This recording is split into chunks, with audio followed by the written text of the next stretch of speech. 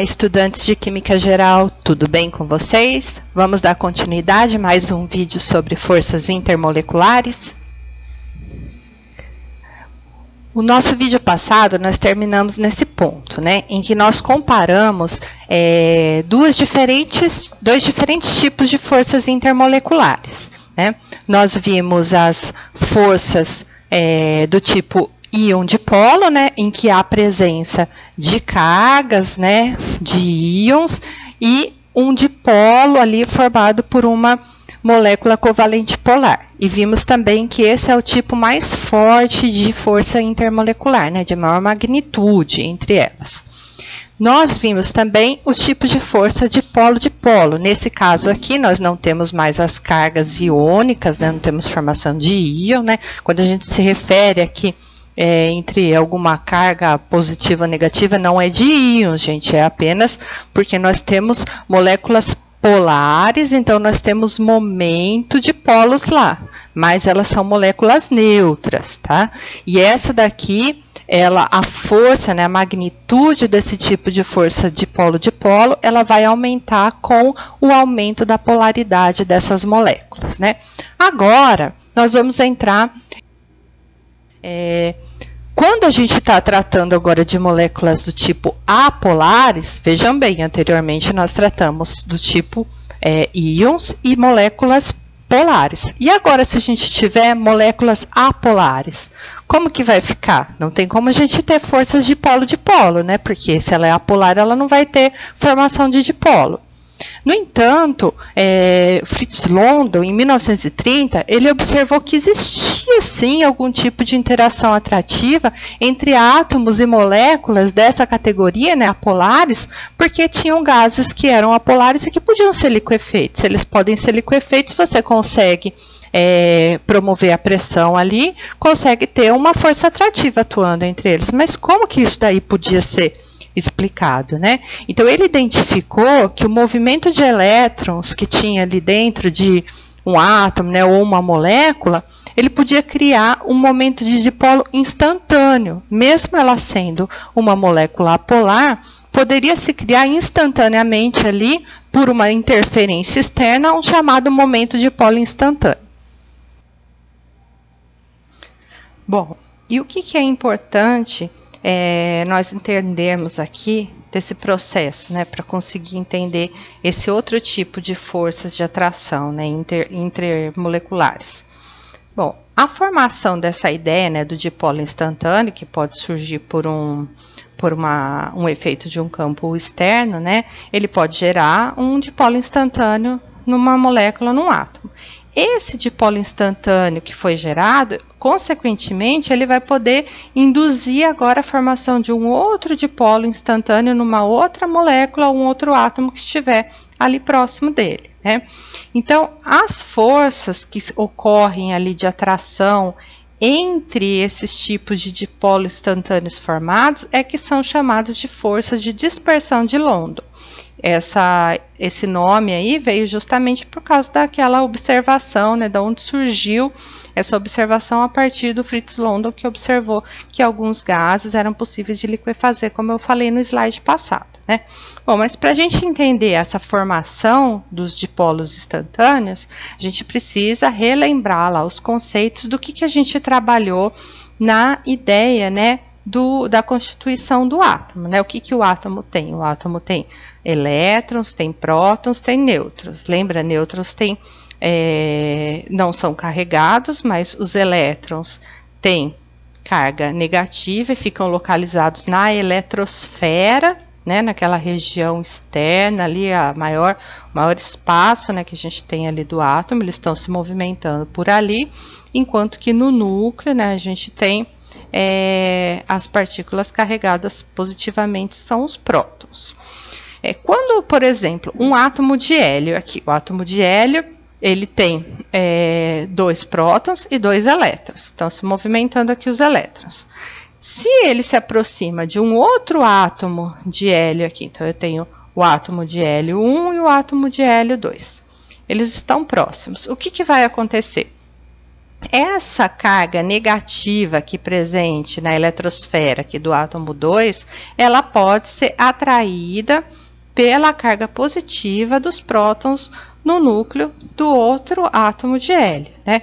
E essa atração, como são cargas opostas e tem uma atração, ela acaba provocando uma distorção na eletrosfera, né? Como a gente vê nessa representação aqui.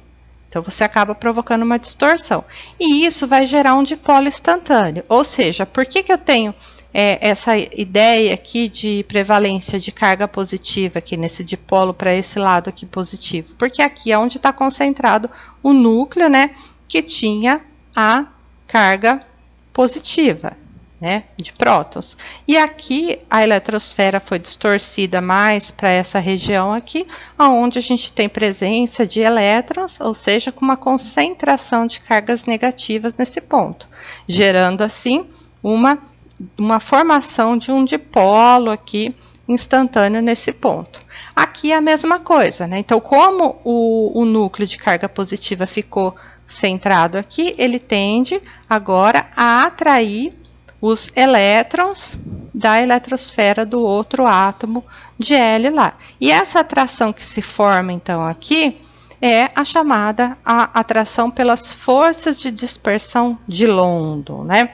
São forças através da interação entre esses dipolos instantâneos formados. Lembrar, gente, que esse tipo de interação aqui é a mais fraca de todas. Bom, mas dentro dessa mesmo tipo aí de forças de dispersão de London, qual que vai ser a variação ali da magnitude, né, dessa força?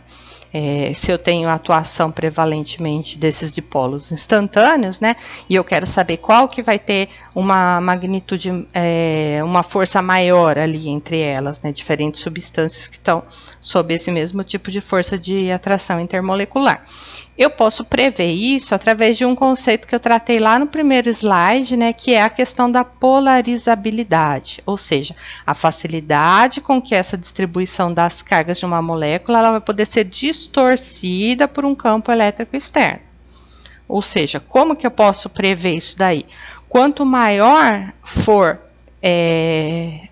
o tamanho, né, da molécula aqui, quanto maior é a molécula, ou seja, eu tenho um maior número de elétrons presentes ali, ou se eu estiver me referindo a um átomo, preciso ter maior número de elétrons, uma eletrosfera maior ali, para conseguir polarizar ela de modo mais efetivo, né? Uma maior polarizabilidade. Então, quanto maior a polarizabilidade, maior vai ser a distorção provocada ali na nuvem eletrônica e, consequentemente, eu vou ter um momento de dipolo instantâneo maior e isso vai acarretar em uma maior força de interação, tá? É importante a gente destacar que, embora eu usei aqui o termo das moléculas apolares para a gente conseguir explicar esse efeito, né? Também podem ocorrer presença desse tipo de dispersão de London em moléculas do tipo polares, tá? Mas aqui ela explica bem a situação das apolares.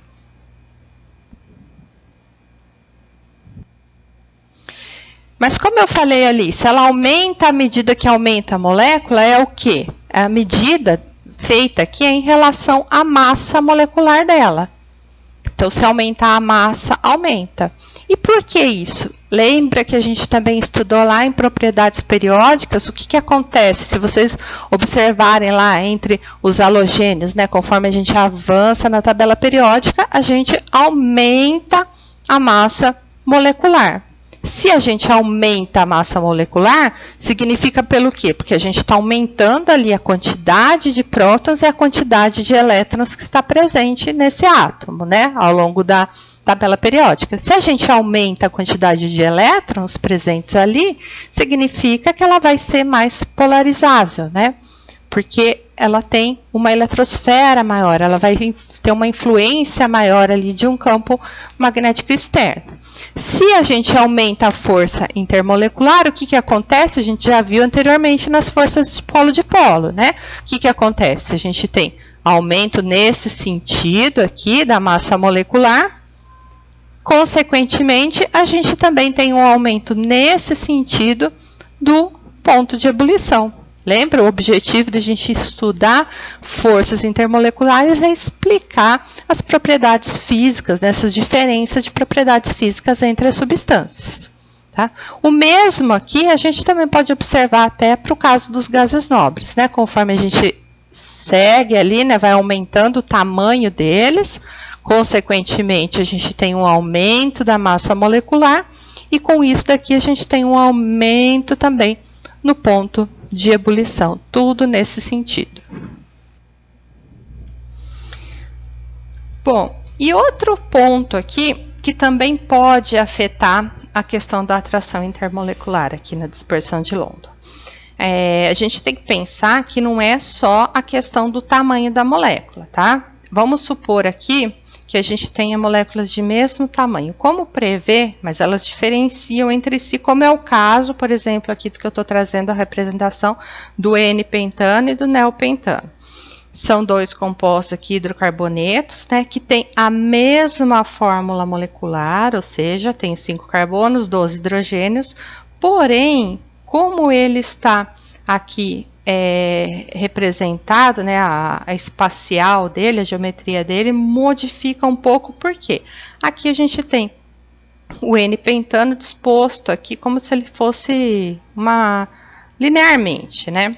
E aqui no caso do neopentano, a gente tem um átomo de carbono centrado aqui no meio e os outros 4 átomos de carbono estão ligados nele. Talvez seja até melhor eu representar, eu montei uma estrutura que tirei uma foto para vocês visualizarem melhor isso daí. Tá? Então aqui o N-pentano ele está distribuído aqui ao longo de uma cadeia aqui sem ramificações, né? E nesse caso aqui do neopentano a gente tem o carbono central aqui e a partir dele temos as 4 ligações para outros átomos de carbono. Então essa estrutura aqui ela fica muito mais fechada, né? Essa aqui ela está muito mais aberta, e de modo que aqui no N-pentano a gente consegue ter muito mais regiões ali de contato para que possa ocorrer interações intermoleculares, né? De modo que, como a gente está estudando aqui, que essas forças intermoleculares, elas afetam as propriedades físicas, né? O que a gente observa é que no caso do N-pentano, a gente vai ter uma elevação aqui do ponto de ebulição em relação ao neopentano, né? As forças aqui, consequentemente, né, são muito mais intensas no N-pentano.